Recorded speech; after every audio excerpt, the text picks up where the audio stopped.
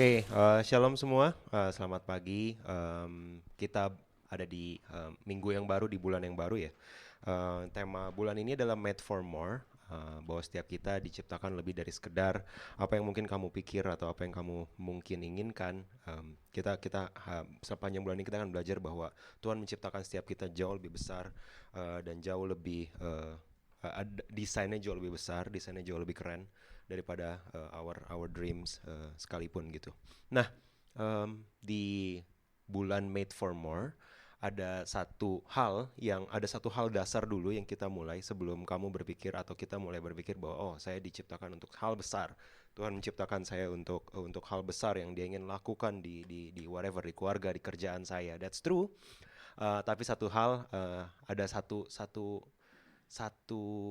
hal yang perlu dibantai di awal mengenai Made for More adalah apa yang saya sebut dengan kehendak, atau apa yang mungkin kita kenal sebentar lagi dengan istilah dosa. Oke, sebelum kita mulai, kita berdoa sekali lagi. Bapa, kami mengucap syukur untuk pagi ini, untuk apa yang Kau sudah berikan Tuhan buat setiap kami, untuk setiap season dalam kehidupan kami. Kami berdoa Tuhan, really we prepare our heart and our minds. Pakai lidah bibir hamba-Mu biar Engkau yang berbicara Tuhan pada setiap kami Tuhan. Bukan hikmat manusia, bukan kemampuan manusia, bukan gift manusia sekalipun. Kami mau firman-Mu yang berbicara kuat pada setiap kami. Terima kasih Bapa, dalam nama Yesus kami berdoa. Amin. Oke, jadi kita bicara soal kalibrasi kehendak. Nah, untuk kita mau ngomong soal kehendak, kita mau bicara soal iman, soal dosa. em, ada satu hal yang saya melihat atau saya mempelajari waktu saya mendalami hal ini, bahwa ada yang disebut dengan dosa, dan ada sebuah kalau kita mau jujur sama diri kita sendiri, ada satu istilah yang saya suka pakai yang cocok untuk menggambarkan Chelsea belakangan, yaitu nggak pernah menang. Nggak pernah menang. So, kalau kamu ngerasa kamu berkemenangan terus atas dosa, this might not be for you. Tapi kalau kamu ngerasa kayak seriously dari terima Tuhan di retret waktu SMA, I actually keep losing. Kamu ngerasa kalah terus.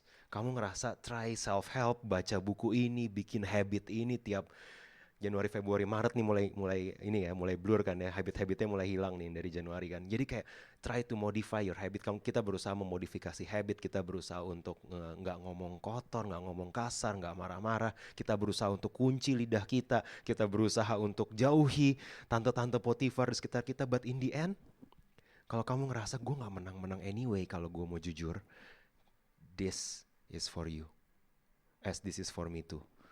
Kayak kenapa kita selalu ngerasa nggak pernah menang? Di Kejadian 4 ayat 7, waktu Tuhan bicara sama Kain secara spesifik, Tuhan bicara kayak gini ke Kain. Iya, atau dosa sangat menggoda engkau, tetapi engkau harus berkuasa atasnya. Interesting.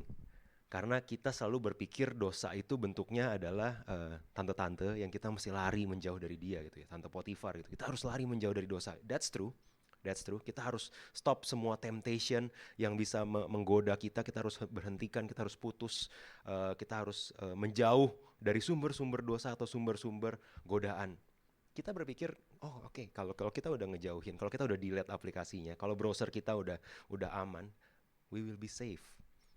Kalau kita udah nggak boros lagi, kalau kita udah nggak bitter lagi, we will be safer. Is that true? Apakah itu benar? Atau kamu seperti saya menemukan bahwa dosa yang ini kalah, dosa yang ini muncul? Iya, dosa yang ini kalah, sombong yang muncul. Gue udah gak lihat pornografi lagi, tapi jadi sombong gitu kan. Ini kayak satu dosa berusaha ditekan, tiba-tiba dosa lain muncul. Right? Nah, this is apa yang disebut dengan kamu harus berkuasa atasnya. Kamu harus bisa rule, kamu harus bisa menang, kamu harus bisa menguasai. Di ESV dikatakan, ini yang Tuhan katakan kepada Kain. Kamu harus berkuasa atas dosa. Bukan cuma lari dari dosa, tapi berkuasa atas dosa. Kenapa? Karena Kejadian 4 ayat 7 ada di ini, kiki sedikit ya. Karena Kejadian 4 ayat 7 manusia sudah jatuh ke dalam dosa. Jadi kalau mereka mencari self-help, ketika mereka mencari jalan keluar dari dosa ke dalam diri mereka, apa yang mereka temukan? Dosa. Karena dalam dirinya udah berantakan kehendaknya. Nah, apa yang biasanya kita pahami atau bisa misconception ketika kita bicara dosa? Kesatu, eh, bisa stop sendiri. Bener? Oh, saya sih bisa tobat kapan aja, cuma saya belum niatin aja. Halo? Saya bisa kapan aja lepas sebenarnya, cuma ya nantilah. Do you think that way? Saya bisa stop kapan aja, cuma nanti. Nah, interestingly kamu udah lewat 5 tahun, 10 tahun dari belum niatin itu dan kamu masih kalah warnya sampai sekarang, gak pernah menang gitu. Kedua, kamu terlalu meremehkan. It's okay, ini ya I know kayaknya ini dosa, saya sudah cukup lama di gereja untuk tahu ini dosa. Tapi kalau semua orang melakukannya, kedua nggak ada konsekuensi langsung, kayaknya nggak apa-apa, bener gak? Ini disebut sama René Girard sebagai mimetic desire. Kalau sekitar kamu menginginkan itu, kayaknya nggak apa-apa. Bukan saya yang lempar batu pertama. Ada orang lain juga lempar batu, nggak apa-apa. Kenapa saya nggak lempar batu juga sih? Ketika kita merasa bahwa semua orang juga do that, nggak ada konsekuensinya, bukan saya yang ngelempar pertama. Begitu ngelempar ketiga keempat tuh akan sangat mudah. Yang paling susah ngelempar pertama gitu kan. Karena makanya Yesus bilang, siapa yang nggak berdosa silakan lempar duluan. Jadi ketika kita meremehkan, everybody does it. Dan ini akan jadi kedua misconception kenapa kita nggak pernah menang. Ketiga yang akan kita bahas secara detail hari ini adalah dosa kita nggak berurusan sama akarnya. Most of the time kita cari, saya sebut di sini bukan habit, saya akan sebut sebagai pelampiasan lain. Karena dosa is not about habit modification. Kalau kamu mau kurus, yes, habit modification. Kamu mau pintar, yes, habit modification. Kamu mau apa? Mau sukses di kerjaan kamu, yes, habit modification. Dosa, no. Dosa is rooted within you. Kamu perlu sesuatu yang jauh lebih besar dari dirimu sendiri untuk bisa lepas dari dosa. This I learned the hard way. Kita cari pelampiasan lain untuk berhenti. So, kalau saya bisa bilang kerangka kehendak yang kita pahami sebagai orang Kristen adalah kita berusaha melawan dosa dengan modifikasi habit kita. Oh, kalau saya biasanya lagi bengong, saya browsing, sekarang saya ganti. Kalau saya bengong, saya lihat sesuatu yang membangun saya. You guess what? In the end, kamu nggak ngerasa fulfill juga. Satisfaction yang kamu dapat bukan dari Tuhan juga. Ini yang keliru. Makanya kayak iblis, kalau begitu kita bicara soal dosa, they will let you change your habits. Tapi dia akan distract kamu dari the real battle, yaitu akarnya. Oke? Self-help. Kita berpikir self-help ini udah paling ngaco. Kita seneng banget baca buku-buku self-help. Saya harus lebih pintar financially. Saya harus lebih pintar vocationally. Saya harus lebih pintar spiritually even. Saya harus lebih pintar relationally. Ya kita belajar yang banyak, kita belajar self-help until we found out bahwa diri kita at true nature udah bengkok karena dosa. Right? So, modifikasi habit sama self-help tidak akan pernah membuat kita action kita akan berubah, tapi tidak pernah berurusan dengan akar dosa di dalam kita. We need to really understood this. Gak pernah beneran berurusan sama akar yang real di dalam kita. Kita berpikir dengan banyaknya informasi, maka saya akan semakin baik. Berapa banyak dari kamu yang udah ke gereja tiap minggu dari 15-20 tahun yang lalu, dan kamu melihat bahwa iya action saya bisa benar sedikit, 1 bulan, 2 bulan, 6 bulan, saya bisa cari Tuhan, saya bisa lapar dan haus akan kebenaran sebanyak 2 quarter, habis itu hilang. Karena information tidak akan pernah mengganti atau mentransform action kamu. It's not. Kita berurusan sama decision making, kita berusaha ganti-ganti habit dan sebagainya, tidak deal with the root cause. Paulus di satu passage yang paling sulit menurut saya di Alkitab, kalau kamu baca Roma 7 itu belibet banget, mau bahasa Inggris, bahasa Indonesia, bahasa Taiwan, bahasa Ibrani, semuanya susah gitu ya. Yang Paulus katakan adalah, sebab aku tahu bahwa di dalam aku, yaitu di dalam aku sebagai manusia, tidak ada sesuatu yang baik. Sebab kehendak memang ada di dalam aku, tetapi bukan hal berbuat apa yang baik. Ada kehendaknya, ada kepengennya, tapi bukan melakukan apa yang baik. Sebab bukan apa yang aku kehendaki yaitu yang baik yang aku perbuat, melainkan apa yang tidak aku kehendaki yaitu yang jahat yang aku perbuat. So, Paul gets this. Dia tahu bahwa di dalam dia ada suatu hukum lain yang terus bekerja. Di dalam dia bisa coba ganti habitnya jadi suka nulis ke jemaat, but it doesn't change. Ada sesuatu di dalam dia, ada suatu kehendak, dia bilang, di dalam dia yang selalu pengen sesuatu yang tidak baik. And I can relate with this passage, can you? Ini kayak relate banget, maksudnya, ya gue tahu gue udah siapin khotbah anyway. Saya sudah pelayanan anyway, saya sudah khotbah tiap bulan anyway, saya tahu all the good news, saya tahu all the principles, tapi dalam diri saya ada sesuatu yang jahat yang terus saya kehendaki. I really can relate with Paul waktu dia tulis bahwa di dalamku selalu ada kehendak lain, yaitu yang jahat, dan itu yang biasanya menang, dia bilang. Oke, so ketika saya bawa ke model kerangka kehendak, saya nggak bikin-bikin sendiri, kamu bisa cari ini. BDI model namanya, Belief, Desire, Intention. Ini dipakai, sebenarnya awalnya Belief, Desire, Intention model buat kamu yang geeky about this, dan kemudian ini model dipakai buat software ketika mau, kalau ada mobil pakai software, dia mau nabrak orang apa enggak. Nah itu kan, itu nabrak orang itu action, bener gak? Tapi desire sama beliefnya si model software ini mesti di set dulu gitu. Mana yang lebih penting? Mobil rules, orang yang di dalam atau orang yang di luar? Nangkep gak maksud saya? Karena dia bisa menghindari orang nyebrang jalan tapi kemudian di dalam mati karena dia nabrak tembok misalkan. Ini kan susahnya AI untuk mobil kan gitu ya. Jadi nih kalau pilihannya adalah yang di depan ketabrak atau dia minggir yang di dalam yang celaka, mana yang dipilih? Itu actionnya tinggal diketik, tapi belief itu sesuatu yang mendasar. Action yang diambil tuh tergantung dari desire-nya, dan desire tergantung dari belief-nya apa. Nah, I hope you were with me karena ini akan kita bahas sampai sepanjang firman hari ini. Kita harus ngerti bahwa action kita, decision making, habit, plan kita itu datangnya dari kehendak dulu. Nangkep ya? Jadi kalau kita berusaha sampai berbusa, ngeganti kamar kita, posternya mulai Hillsong, ada lirik lagu rohani di kamar mandi, buka Alkitab You Are My Champion gitu kan. Kamu berusaha ganti environment kamu, actionsnya kamu berusaha ganti, kamu berusaha nyanyi lebih banyak, berusaha baca pasal lebih banyak, tapi ketika tidak berurusan dengan kehendak, tidak berurusan dengan hati, cuma tunggu waktu sampai action kamu jadi dosa baru. Ada beberapa orang, ada sekelompok orang namanya orang Farisi. Dia berpikir kalau actionnya sudah benar, got it? Maka hatinya benar. Tapi apa yang Yesus katakan? Kamu seperti kubur yang dilabur putih. Action wise semuanya benar, di dalamnya kuburan. Kata siapa? Kata Yesus gitu kan. Gak bisa lebih straightforward dari itu. Kamu bisa get your acts together kayaknya, but di dalam you know it bahwa kamu rotten inside. Ini yang namanya, ini yang saya sebut sebagai kerangka kehendak. Kita mesti tahu bahwa dosa atau action atau reaction dosa kita, action dan reaction nanti saya akan bahas lebih lanjut. Ada action, ada reaction. Action itu kamu rencanain ya. Kamu rencanain, oke, setahun ini saya mau getting better health, saya mau getting better financially. Itu action berdasarkan desire. Saya mau lebih sehat. Saya mau lebih wise mengatur uang. Itu desire. Sehingga bentuknya jadi plan, decision making jadi plan dan jadi action. Oke, kalau saya mau lebih wise ngatur uang, saya harus A, B, C. That's desire and action. Tapi ada yang kedua, ada emotion. Emotions yang bentuknya adalah reaction. Contoh, apakah kamu berencana ngomong kasar waktu kamu nyetir? Enggak kan? Wah, hari ini saya belum ngomong kasar nih seminggu. Ini lagi nyetir nih, ngomong kasar Ada yang merencanakan? Enggak ada kan?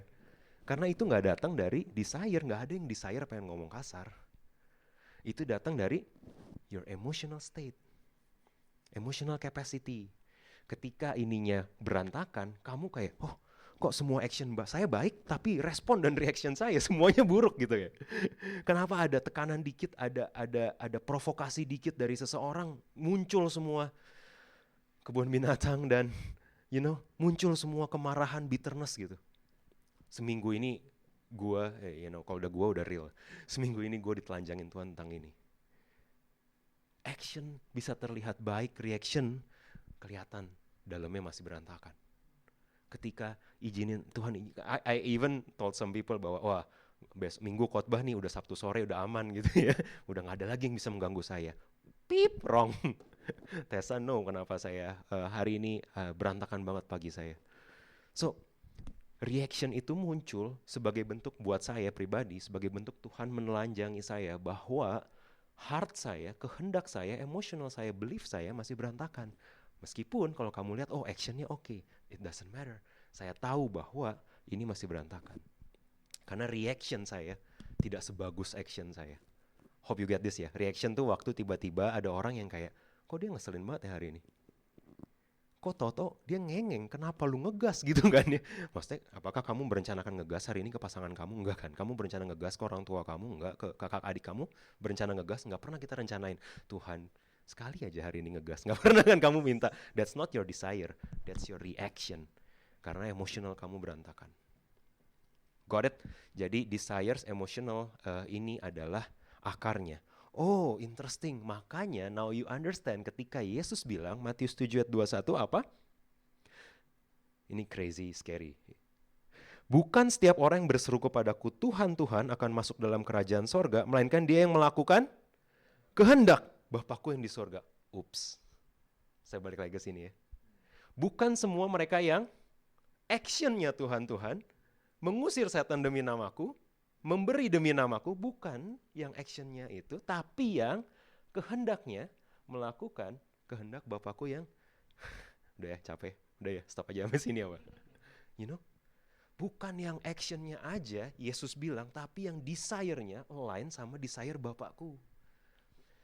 Dan kita berusaha dari retret di sekolah minggu, berusaha getting our act together, kita berusaha leaving our sin gitu ya, berhenti dari dosa, sampai bebusa kita coba decision making, habit gaya apapun, buku self-help manapun, it doesn't change anything. Selama kehendak kita belum sama-sama kehendak Bapa. Very good. Kamu punya pohon mangga di rumah, right? Saya pernah punya pohon mangga. Sampai saya umur 7, itu sekitar tahun, so that you surprise ya, tahun 94 lah. Jadi itu pohon setiap berbuah kalau jatuh selalu either ngejebolin plafon atau kena mobil terus bengkok mobilnya gitu. Itu jadi sakit kepala banget buat bokap nyokap gue waktu itu. Oke, pertanyaan saya, kalau setiap hari keluar pagi terus lihat berbuah nggak ada buah cabut, ada buah cabut, ada buah cabut. Kadang-kadang kan keluar kota, terus buahnya ada, terus jatuh, kena, penyok lagi, bener gak? That sounds really kerjaan yang sia-sia kan, kayak tiap hari lihat, oh ada buah cabut, oh ini masih ada buahnya nih. Selama pohonnya tidak dicabut, selama pohonnya tidak ditebang, kita sampai botak budek, kita akan berurusan dengan buah mangga.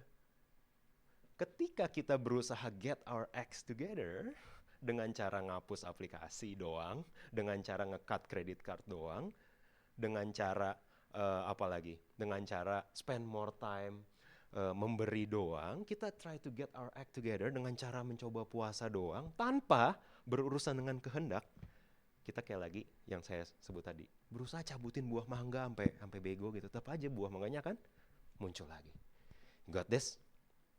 So we've been win the battle, but we've been losing the war.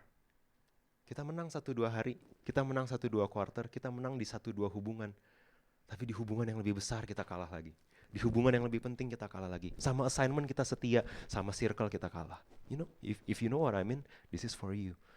Kita berusaha untuk ngebenerin ini tanpa berurusan dengan desire, emotional, dan belief. Yang ada adalah we are winning battle here and there, kita menang. 1 hari, 2 hari menang, tapi kamu tahu deep inside, sin-nya masih ada di dalam kamu. Dan kelihatan dari mana? Matius 7 ayat 16 bilang, dari buahnya lah kamu mengenal mereka. Dapatkah orang memetik buah anggur dari semak duri atau buah ara dari rumput duri? Demikianlah setiap pohon baik menghasilkan buah yang baik, sedangkan pohon yang tidak baik menghasilkan buah yang tidak baik. This makes sense, no? Karena buah yang baik hanya muncul dari pohon yang baik. Reaksi yang baik, respon yang baik dalam ketidaknyamanan kamu, respon yang baik dalam kesendirian kamu, respon yang baik dalam kebosanan kamu, respon yang baik dalam kemarahan kamu hanya muncul jika pohonnya baik. Oke?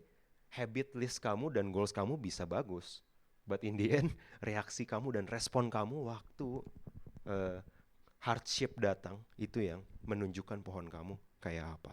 So we've been thinking, kita mungkin beberapa dari antara kita berpikir, oke, kalau yang isu kenapa hidup saya berantakan, kenapa saya nggak pernah berhenti berdosa, yang isu mungkin awalnya kita berpikir adalah eksternal, betul? Sensor nih gara-gara orang di sekitar saya mengeselin semua. Ini gara-gara suami saya, istri saya nggak pernah dengerin saya. Ini karena orang tua saya kelakuannya aneh. Ini karena teman bisnis saya ngeciak saya. Ini karena mantan saya. Ini karena ketua home saya. Kita berpikir sumber isu dan sumber dosa kita, triggernya adalah eksternal. Now you know, sumber dosanya adalah internal. Dosa nggak di-trigger dari temptation. Iya, temptation adalah celah untuk dosa itu dilahirkan. Tapi dosa itu datang dari dalam, dari desire, dari belief. Belief, saya suka banget belief karena Yesus bilang bukan yang berseru Tuhan Tuhan. Berseru Tuhan Tuhan bukan berarti beliefnya ke Tuhan. Ouch. Cuma karena seseorang berseru Tuhan Tuhan bukan berarti OS dia udah di-upgrade untuk percaya Tuhan untuk segala aspek dalam kehidupan dia. You know best. I mean, we know best, right? Jadi beliefnya itu menunjukkan apa yang dia desire, state emosionalnya, apa yang jadi goal dia itu dibentuk dari apa yang di dalam. So, ketika di Amsal 4 ayat 23 yang sering banget kita baca, bicara apa? Jaga hatimu dengan segala kewaspadaan, karena dari situlah terpancar kehidupan. You get this? Hati bicara ini. Hati nggak pernah bicara jantung atau liver, left, hati. Kalau kamu baca, please search left di Bible Project. Di zaman Amsal at least, hati itu bicara tempat kamu berpikir, tempat kamu merasa, tempat kamu kepengen, tempat kamu berpikir apa yang menjadi prinsip dalam hidupmu, itu adalah left, hati. Jadi ketika dibilang Amsal 4 ayat 23, jaga apa? Hatimu dengan segala kewaspadaan, karena dari situlah terpancar kehidupan. Dia lagi bicara, nggak usah ngomongin habits, plans, goals, milestones, singkirin dulu. Hatinya dijaga, ininya benar setelahnya. Got it? Hatinya dijaga, ininya akan ikut benar. This is the principle yang butuh 1970 tahun sampai manusia ketemu. BDI model gitu. Di Amsal 4 ayat 23, jaga hatimu dengan segala kewaspadaan, karena dari situlah terpancar kehidupan. This one thing, this one statement, I found it to be true. Kita akan selalu mencari cara untuk melakukan apa yang kita kehendaki. Kalau kamu hendak beribadah di hari Minggu, kamu akan cari cara untuk bisa datang ibadah di hari Minggu. On the other hand, kalau kamu tidak menghendaki beribadah di hari Minggu, kamu akan ketemu 16 juta alasan. Kalau kamu jadi jadi apa, Doctor Strange, gitu kan. Dari 16 juta skenario, nggak ada skenario saya ke gereja hari Minggu. Kalau kita akan selalu mencari cara untuk melakukan apa yang kita kehendaki. Jadi kalau kehendak kamu adalah lust atau hawa nafsu, kamu akan ketemu cara untuk bisa dapat hawa nafsu kamu. Jadi kalau kehendak kamu adalah greed, adalah keserakahan, kamu akan ketemu cara untuk bisa serakah. Kalau kehendak kamu adalah kepuasan, kamu akan cari cara untuk bisa dapat sesuatu yang memuaskan kamu. You will always find way to get what you want. You will always. Karena kita diciptakan segambar serupa sama Tuhan. We are creative being. We are problem solver. So we will find way untuk melakukan apa yang kita kehendaki. Jadi kalau cuma ngeganti kamar kamu jadi, oh ini open room, saya nggak lagi kesempatan untuk pornografi, udah nggak ada tembok lagi sekarang. You know what, you always find way untuk melakukan apa yang kamu kehendaki. On the other hand, beberapa dari orang percaya tinggal di negara yang tidak boleh beribadah, bener? Nggak boleh ada gereja, nggak boleh penyembahan, ini pokoknya negara ini kamu tinggal di kota yang nggak boleh nyembah Tuhan, nggak boleh ketahuan gereja. You will always find way untuk nyari Tuhan, bener gak? Di Jakarta yang multicultural, kita find ways untuk ibadah online aja. This is not for you, this is for us too, but yeah, it's for you too. Okay? Kita akan selalu cari cara untuk melakukan apa yang kita kehendaki. Ini yang berbahaya. So, waktu kita bicara kehendak berasal dari siapa sih? Kita ngomong will, kita ngomong intention, kita ngomong desires. Siapa yang menciptakan manusia dengan kehendak? Bapa, betul. Di Kejadian kalau kamu baca, Tuhan menciptakan manusia ya dengan kehendak, dengan free will, ya diciptakan segambar dan serupa dengan Tuhan. Tuhan bisa menciptakan skenario di mana manusia nggak jatuh dalam dosa. Apa yang dicabut? Kehendak, bener gak? Kalau manusia nggak punya kehendak, ya mereka akan hidup memuji Tuhan, makan buahnya yang benar aja gitu ya. Tapi yang bikin jatuh dalam dosa adalah ada kehendak, but that's fine, karena yang diciptakan Tuhan itu baik. Dan Tuhan menciptakan manusia dengan kehendak dasar. Oke, kehendak dasar ya. Manusia punya kehendak dasar satu untuk diterima, acceptance, pasti. Kita punya kepengen diterima. Kedua, manusia pengen merasa berharga, divalidasi. Betul. Ketiga, manusia mencari kepuasan, satisfaction. Gak, kamu mau, unless you become a monk, even a monk I think still find some satisfaction in different form, cuma bentuknya aja berbeda. Tapi tetap cari ada kepuasan untuk diri sendiri. Tujuan, manusia diciptakan dengan kehendak untuk punya purpose. Makanya ada yang nyari purpose di tempat yang sulit, ada yang ketemu purpose di tempat yang menderita, but people are looking for purpose. Terakhir, manusia punya kehendak untuk dominating atau kekuasaan. Nah, yang saya mau highlight di sini, teman-teman, kehendak ini tidak muncul ketika manusia jatuh dalam dosa. Kehendak ini is there to begin with. Sebelum manusia jatuh dalam dosa, kehendak ini sudah ada. Bedanya apa?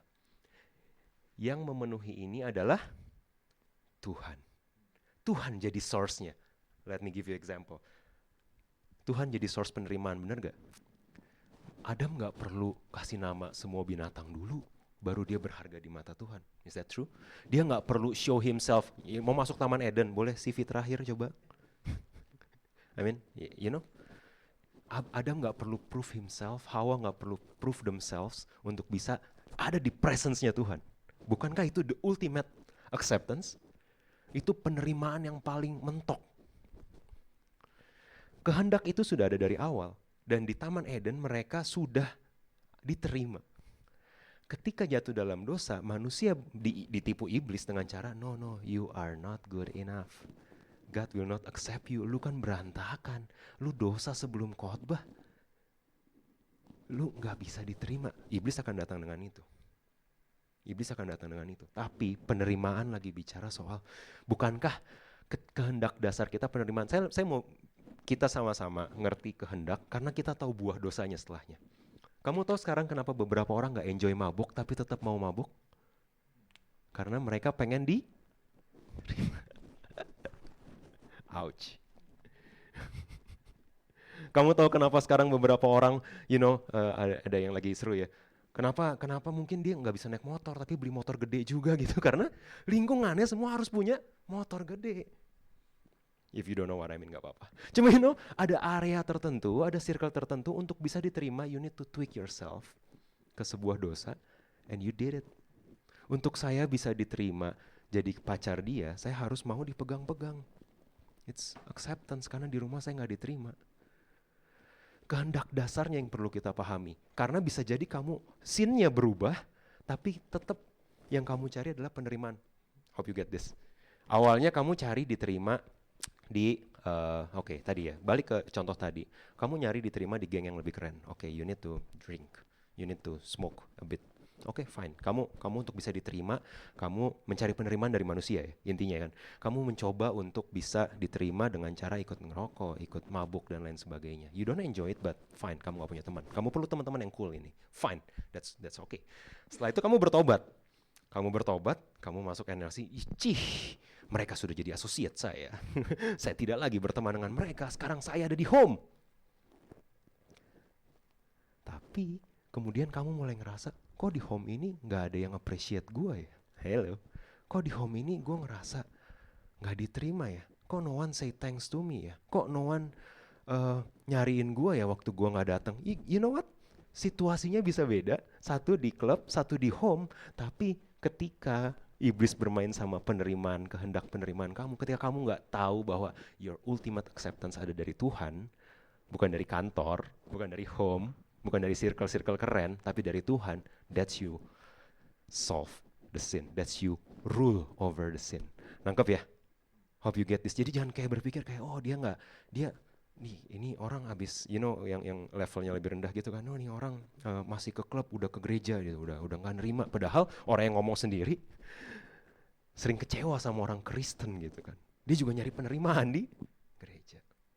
One thing that we should know, penerimaan yang ultimate datangnya dari Tuhan. Nangkep ya? Lanjut. Masih sehat ya untuk lanjut ya. Kedua, validasi.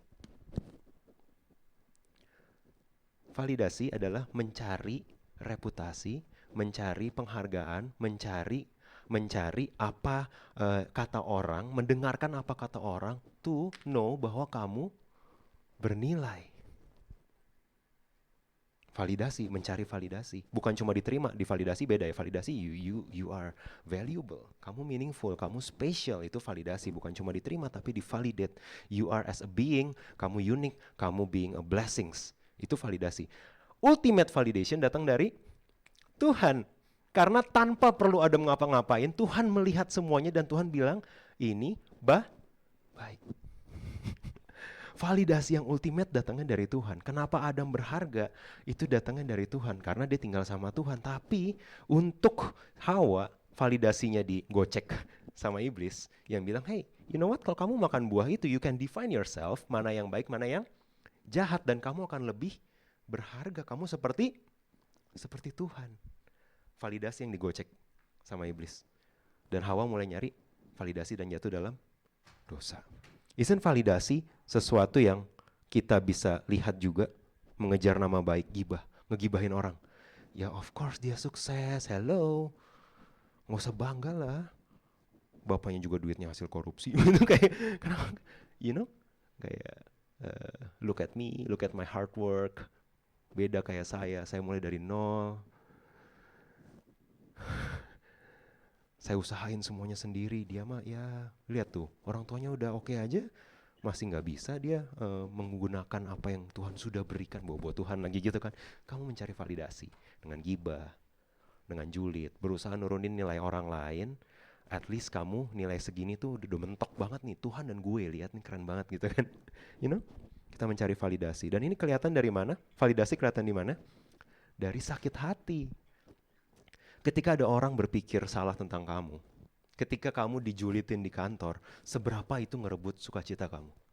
Ketika kamu difitnah, ketika orang tidak berterima kasih sama kamu, seberapa itu ngerusak kamu? Kalau itu ngerusak kamu, sama kayak itu ngerusak saya, you know, validasi kamu masih berantakan. Kehendak kamu nyari validasi dari orang itu masih prominent. Sehingga kamu gak ngerasa divalidasi sama Tuhan tuh cukup gitu. Ketika kamu ngerasa kayak Tuhan bilang, hey, you're special. You're not in an ideal condition. According to you, according to me, you are in ideal condition. Kita gak ngerasa itu penting. Ketika ada orang-orang yang mulai ngejelekin kita, ketika ada orang-orang yang gak berterima kasih sama kita, ketika ada orang-orang yang think bad about us, kita akan mulai kayak, wah, brengsek banget nih orang. Karena kita masih mencari validasi. Ya, nangkap ya. Lanjut ya. Kepuasan. Manusia pasti mencari kepuasan. Ini bentuknya bisa banyak. You know the usual harta tahta wanita, you know the usual. All of this adalah untuk mencari kepuasan, mencari kekosongan, mencari fulfillment, sense of fulfillment yang datang dari sesuatu yang dunia tawarkan. Padahal kepuasan sejati datangnya dari Tuhan. We'll never know it. Oke, saya coba pelan-pelan. Kepuasan sejati ditawarkan sama dunia dalam bentuknya banyak. Betul, ada yang bentuknya lust atau hawa nafsu, ada yang bentuknya greedy, kekayaan. So, dosanya bisa berubah. Tadinya dia penuh dengan hawa nafsu, tadinya orangnya mata keranjang gitu ya. Terus dia kayak sejak ke gereja dia jadi rajin kerja. Oh, puji Tuhan. Is it? Karena ketika dia cari kerja, dia you don't know the heart. Tapi kalau contoh untuk skenario ini, orang ini cari kerja supaya kaya, dan actually dia masih berurusan sama kepuasan, cuma bentuknya beda. Nangkep ya? No, you get this. Kenapa waktu Paulus bilang, waktu aku mencoba melakukan apa yang baik, aku mendapati yang jahat masih ada padaku. Karena yang perlu berurusan adalah akarnya. Ketika kepuasannya belum datang dari Tuhan, ketika dia masih mencari kepuasan-kepuasan yang datang dari dunia dan apa yang dunia tawarkan, in the end, you know, Salomo berkata semuanya adalah menjaring angin. He's been there, done that. 1000 gitu kan, 1000 istri gitu kan, paling kaya gitu kan, but been there done that, dia bilang gak ada satisfaction di sana. Dan kita masih berusaha ngoyo, cari satisfaction, right? Interesting, karena satisfaction ini paling susah, menurut saya paling susah, karena untuk bisa satisfy sama Tuhan, Alkitab berkata apa? Kecaplah dan lihatlah betapa baiknya Tuhan itu. Interesting. Karena Tuhan gak kelihatan, lu perlu intensi untuk bisa mengecap dan melihat kebaikan Tuhan. perlu intentional untuk bisa datang. Man, it's been a rough day, tapi hari ini Tuhan lindungin gue banget. Kamu tahu kamu perlu untuk sampai ke situ, perlu intentional. Tuhan, aku bersyukur buat hari ini. Itu perlu intentional. Makanya dibilang kecaplah dan lihatlah. Dua-duanya kata aktif. Kamu gak bisa kayak bless me Lord, bless me Lord. Gak bisa. You need to try to find him. Kamu berusaha mengecap, berusaha melihat kebaikan Tuhan. Then you know, the real satisfaction datangnya dari Tuhan. Hey, secara kepuasan, secara satisfaction, saya gak bisa jalan-jalan sejauh teman-teman saya. Pemasukan saya nggak sebesar rekan-rekan saya yang lulus bareng dan nilainya lebih jelek. Pelayanan saya nggak sebagus orang itu yang lebih gifted dari saya. But guess what? Saya mengecap kebaikan Tuhan and that's enough. Cuma orang yang mengecap dan melihat kebaikan Tuhan yang bisa mendapat kepuasan ini. Terus kepuasan dia udahan. Enggak. Orang yang berangkat dari sini dia akan do extra miles besoknya. Karena dia tahu kepuasan dia udah cukup nih. Datangnya dari Tuhan, dia sudah overflow. Dia masuk hari Senin out of overflow, dari dia sudah puas. Apa yang dia pengen, dia udah dapetin di Tuhan. Oke, kepuasan. Purpose. Purpose, kita diciptakan dengan tujuan. Adam diciptakan dengan tujuan. Ada task, ada assignment yang Tuhan berikan buat Adam. Tapi ketika jatuh dalam dosa, manusia mulai mencari tujuan-tujuan baru menggantikan tujuan yang datang dari Tuhan. Benar gak? Tujuan Tuhan, amin. Beranak cuculah dan penuhilah bumi dan kuasailah itu. That's the main command. Di perjanjian baru, command yang kita gak suka, pergilah dan nyanyikanlah lagu praise and worship sebanyak-banyaknya. Is that the command? Pergilah dan baca Alkitab, cover to cover, secepat-cepatnya. Is that the command? Pergilah dan tertanamlah di gereja lokalmu. Is that the command? No. What's the command? Pergilah dan jadikan semua bangsa muridku. So kita punya tujuan. Saya bukan teacher, don't care. Emang Tuhan bilang, tapi disclaimer TNC below gitu ya. TNC, dalam kurung teacher only. Is that? Enggak kan? Semua harus jadi murid, semua harus memuridkan. Bentuknya bisa formal, bentuknya bisa informal. Kamu cari assignment di tempat kamu. Siapa yang bisa memuridkan untuk tahu Tuhan? Benar? Siapa yang bisa dimuridkan untuk kamu doain? Siapa yang bisa dimuridkan untuk kamu bawa lebih dekat ke Tuhan? Syukur-syukur dipertobatkan. Itu jadikan semua bangsa muridku. We have the ultimate command. Oke? Tapi kita berusaha mencari tujuan dari dunia dan it leads to disappointment. Nggak usah berlama-lama. Terakhir, domination, kekuasaan. Tuhan menciptakan kita untuk menguasai bumi. So, untuk menguasai beranak cucu dan penuhilah bumi dan kuasailah itu. So, kita punya untuk menebus bumi yang udah berantakan ini dengan prinsipnya Tuhan. Tapi kekuasaan bisa datang dalam bentuk lain. Ketika kamu pengen merasa berkuasa atas orang lain, ini impact-nya atau dosa-dosanya bisa jadi korupsi, nyolong, nyari duit yang gak benar karena money is power. It is. Money is power. The more you have money, the more you have power. Tuh, nyuruh-nyuruh orang kayak untuk apa kayak. So, ada orang yang berurusan dengan uang, tapi ketika uang yang gak ada, dia tetap jadi orang yang suka nindas. Karena kehendaknya adalah dominating. Kehendaknya adalah kekuasaan. Yang perlu ditebus adalah kehendaknya, bukan cuma buah dosanya. Nangkep ya sampai sini ya? Oke? So, saya bisa bilang, dosa adalah saat kita ingin menggantikan Tuhan sebagai sumber penerimaan. Kalau kamu mengejar acceptance lain, apapun hari ini, di luar Tuhan, kamu tahu itu adalah dosa. Itu adalah desire yang akan berujung pada dosa. Kalau kamu mencari validasi di luar Tuhan, kalau kamu gak berasa enough, sampai people say that you are enough, habis love language saya word of affection gitu kan. Terus kenapa gitu kan? It doesn't mean kamu perlu cari validasi di luar. Kepuasan. Nah, kepuasan kenapa 2 kali? Is it that important? Ya, saya salah tulis. Sorry ya. Kepuasan, tujuan, kekuasaan. Ketika kita mencoba mencari ini di luar Tuhan atau kita tidak menemukan ini di Tuhan, itu yang harus kamu berurusan. Kamu bisa kesampingin dulu habit modification kamu. Kamu bisa kesampingin dulu goal setting kamu di 2023. Kalau kamu melihat ada salah satu di antara ini yang sumbernya masih bukan Tuhan, urusan sama itu dulu. Karena itu adalah pohonnya. Amin. Masih ngikutin ya? Masih oke ya? Saya lanjut sama satu hal yang saya sebut dengan desires. Kenapa desires kita bisa berantakan? Covetousness. Jadi covetousness itu bukan ketus. Covetousness itu tidak ada bahasa Indonesianya. Unfortunately, tidak ada bahasa Indonesianya. Ada bahasa Indonesianya yaitu ketamakan. Tapi entah kenapa kalau saya dengar ketamakan itu saya lebih associate dengan uang. Padahal covetous itu jauh lebih luas dari sekedar serakah atau greedy tentang uang. Kalau kita dengar tamak kan tamak uang, tapi ketamakan itu bicara jauh lebih besar dari sekedar uang. Bahkan di KBBI ketamakan keinginan untuk selalu memperoleh harta dan sebagainya. Bukan cuma harta, paling mudah harta, tapi bukan cuma harta dan sebagainya sebanyak-banyaknya. Itu adalah ketamakan. Ini covetous, ini yang membuat desire kita jadi hitam. Adalah covetous. Makanya di 10 perintah Allah yang ke-10, yang banyak scholar dari Jews yang melihat hukum ke-10 ini sebenarnya yang paling utama dari 10 perintah Allah ya. Ini the Jews translation atau interpretation, and that's fine. Bukan Tuhan yang bilang. Tapi di yang ke-10 bilang apa? Jangan mengingini milik sesamamu. Tapi dalam bahasa Inggrisnya ESV-nya bukan don't want atau don't envy, enggak, don't covet. Jangan tamak, jangan mengingini. Ingin itu netral, desire itu netral, ketamakan atau covetous itu yang dosa. Maka dibilang, you shall not covet your neighbor's house, you shall not covet your neighbor's wife or his male servant, his female servant, or his ox, his donkey, or anything that is your neighbor's. Puji Tuhan kita setiap lihat ini kayak gak pernah kena kan? Enggak. Ada yang kepengen keledai tetangganya hari ini? Enggak kepengen.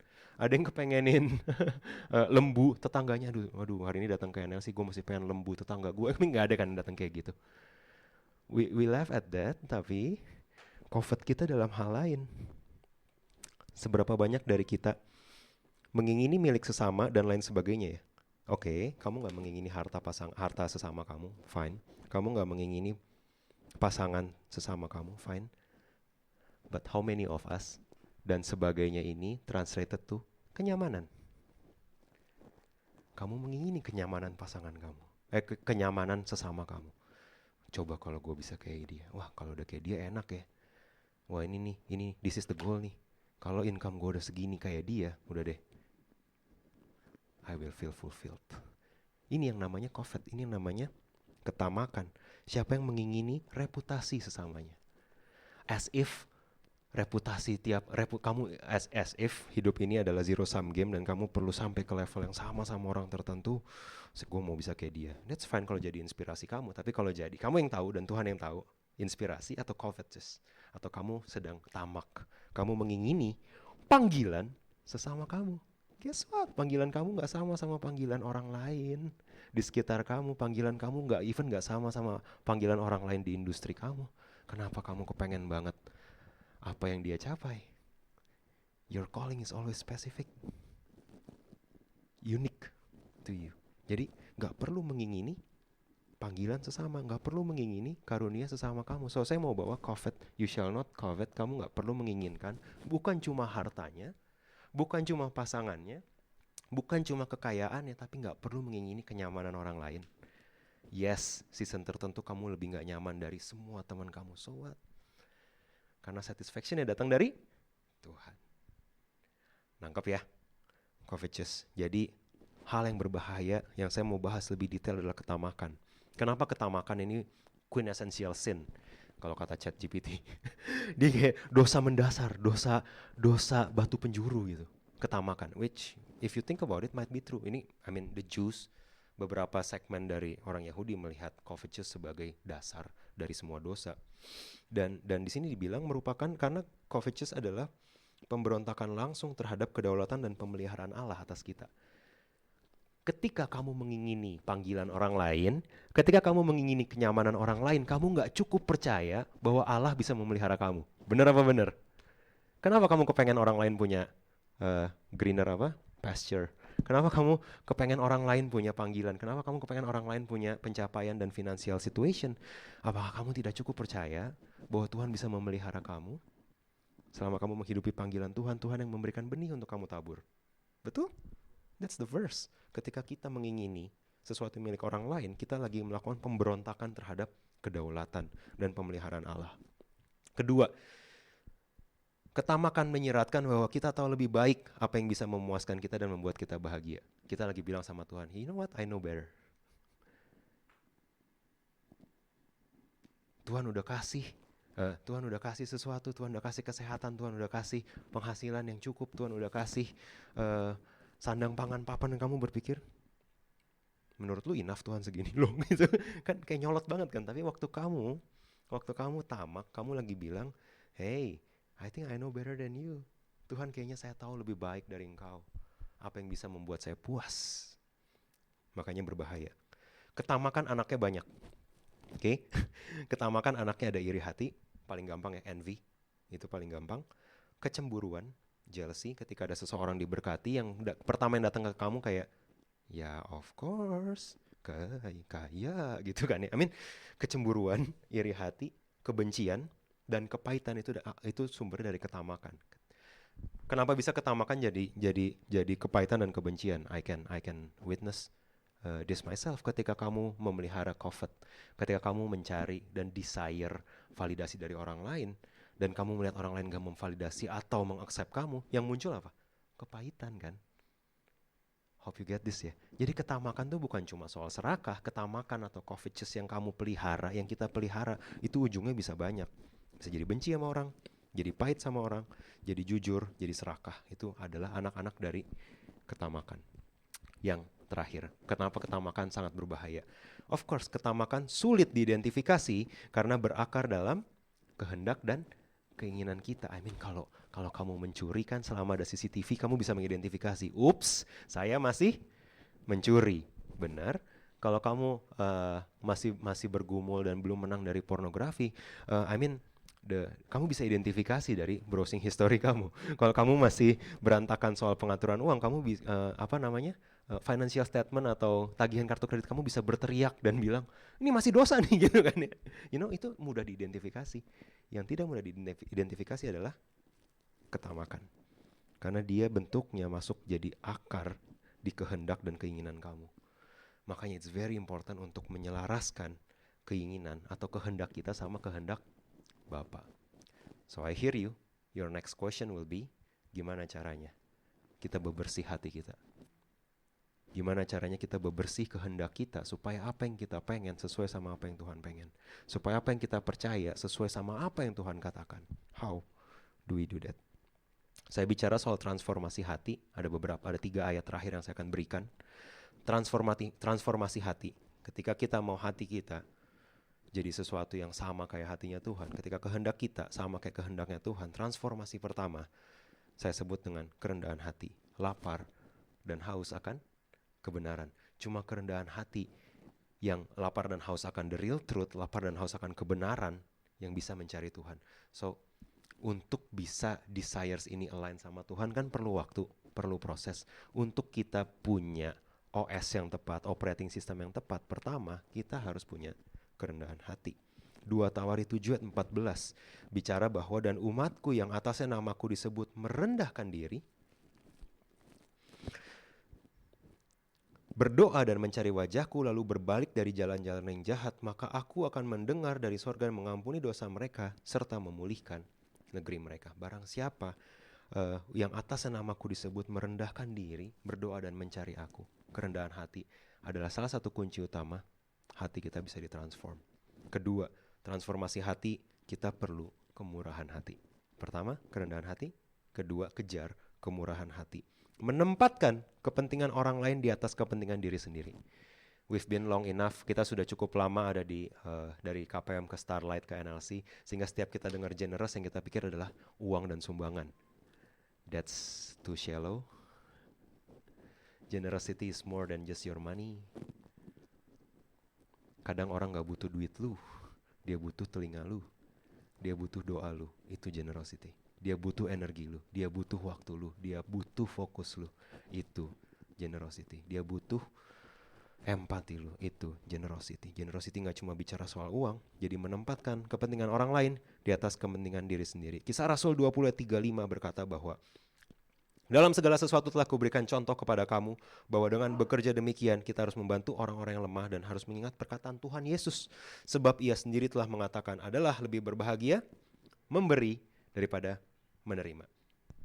Transformasi hati kedua adalah dengan kemurahan hati. Yang ketiga, transformasi hati ketiga adalah dengan hati yang selaras. Hati yang selaras sama apa yang Tuhan pengen. Kehendak yang selaras. Tuhan menjadi Tuhan atas hari-hari lu. Tuhan menjadi Tuhan atas keputusan lu. Kita harus ngejar hati yang di level ini. Ya Tuhan ya beneran Tuhan. Jangan sebut Tuhan tapi dia cuma passengers yang ngejawab doa lu. No, Tuhan ya Tuhan gitu. So atas decision lu, atas reaction lu, atas your goals, atas your plans, dia beneran Tuhan. Itu hati yang selaras. Roma 12 ayat 1-2. Karena itu saudara-saudara, demi kemurahan Allah aku menasihatkan kamu supaya kamu mempersembahkan tubuhmu sebagai persembahan yang hidup, kudus dan berkenan kepada Allah. Itulah ibadahmu yang sejati. Ibadah yang sejati memberikan memberikan hati, desires, belief, emotions kamu kepada Tuhan. Itu adalah ibadah yang sejati. Jangan kamu menjadi serupa dengan dunia ini, berubahlah oleh perbaharuan budi sehingga kamu dapat membedakan mana kehendak Allah, apa yang baik, apa yang berkenan, dan apa yang sempurna. So udah dikasih cheat sheet-nya di surat Paulus di Roma. Untuk membedakan mana kehendak Allah, kamu harus mempersembahkan tubuhmu sebagai persembahan yang hidup. Mempersembahkan tubuhmu physically masuk ke kotak persembahan, no of course not, yaitu mempersembahkan desires, mempersembahkan belief, mempersembahkan emotional kamu, goals, dan anaknya kan tadi ya, goals, plans, itu kamu persembahkan sama Tuhan. Itu cara kamu membedakan mana kehendak Allah. I'm gonna close with this. Hati yang selaras, kerendahan hati dan kemurahan hati. Saya akan bring satu level lebih praktikal lagi, and I leave you with this. Kamu bisa dengar ribuan kali. If you're like me, bukan berarti kamu sudah melakukannya. Hati yang selaras. Gimana caranya hati lu bisa align sama hatinya Tuhan? Caranya cuma satu. Tuhan udah kasih tahu. Kapan Tuhan minta kehendaknya sama kehendak Bapaknya? Waktu dia lagi berdoa. Tapi bukan kehendakku yang jadi, tapi melainkan kehendakmu yang jadi. So untuk menyelaraskan hatinya, Tuhan udah kasih contoh. You pray. Interesting. Terus gue bingung. Kenapa hati gue gak selaras sama Tuhan? Doa gak doa tadi pas makan, Dan we wonder kenapa hati kita gak pernah selaras, kenapa kehendak kita gak pernah selaras sama kehendak Tuhan. Padahal kita jarang berdoa. Yang gampang-gampang dulu ya. Hati yang selaras sama Tuhan datang dari perenungan firman Tuhan. Bukan cuma baca, tapi merenungkan firman Tuhan. Ini ayat ditulis buat siapa? Ditulis oleh siapa? Apa pesan besarnya? Apa pesan penebusannya? Baru apa pesan buat sayanya? Jadi merenungkan firman Tuhan karena itu firman Tuhan, bukan merenungkan firman Tuhan karena lu adalah center of universe. Oh, gue baca Roma hari ini, Tuhan mau bicara apa sama gue? Hey, kalau Tuhan gak mau bicara hari ini sama lu, emang kenapa? Lu kan lagi stalking Jesus gitu dengan baca firman Tuhan. Dia mau apa ya? Kehendak Tuhan apa ya? Kadang-kadang gak nyambung nih, gak relevan sama gue. Kalau nyari relevan ya self-help ya. Kalau kadang lu baca Alkitab dan gak relevan, ya jangan-jangan ada something bigger than yourself. It's not all about you. Perenungan firman Tuhan itu membawa kita ke kerendahan hati dan hati yang selaras. Hati yang selaras datang dari bersyukur dan kemurahan hati. Bersyukur membantu kita untuk kita bisa murah hati. Karena I'm not in the situation yang ideal, tapi guess what? Tuhan baik sama saya dan I can help others. Itu cuma datang dari orang yang suka bersyukur. Lihat minggu kamu seminggu terakhir, lebih banyak bersyukur atau lebih banyak mengeluh? Saya sejak ngeluh gak bisa nih perhatiin orang. Exactly, that's the point gitu kan ya. Cuma orang yang suka bersyukur, yang memaksa dirinya untuk bersyukur, bisa jadi orang yang generous. Karena dia tahu Tuhan cukup baik sama dia. Dia gak perlu cari validasi lain, gak perlu cari satisfaction lain. Tuhan enough. Dan dia bisa bersyukur, dia bisa murah hati sama orang lain. Oke? Kemurahan hati of course memberi. Gak ada obat. Itu kayak lebih bahagia memberi daripada menerima. In the end, it's about kalau kamu suka memberi, kalau kamu memberi sampai rasa sakit, kalau kamu memberi sampai berkorban, itu yang membawa kamu ke kemurahan hati. Oke? Gak pernah memberi, saya gak generous. Ya of course, karena di mana hartamu berada, di situ hatimu berada. Kalau dari rupiah yang kelihatan aja kamu gak setia, apalagi energi, pikiran, fokus, doa kamu buat orang lain. Nah, makin gak ada gitu kan. Memberi. Oke? Gimana supaya kita bisa murah hati dan kita bisa rendah hati juga? Tertanam. Buat kamu yang tertanam, ikut komsel, ikut pelayanan. Pelayanan termasuk ya, saya sebut tertanam di sini bukan cuma kamu datang dan minta something dari orang lain. Apa yang sharing di home bisa berikan buat saya hari ini? Apa yang pendeta bisa berikan buat saya? No, waktu kamu datang, tertanam, kamu datang ke gereja, kamu datang ibadah, kamu datang pelayanan, kamu ngobrol di WhatsApp group, dengan hati yang tertanam, kamu belajar murah hati. Kamu belajar tahu bahwa, hey, ada orang lain yang bisa saya doain.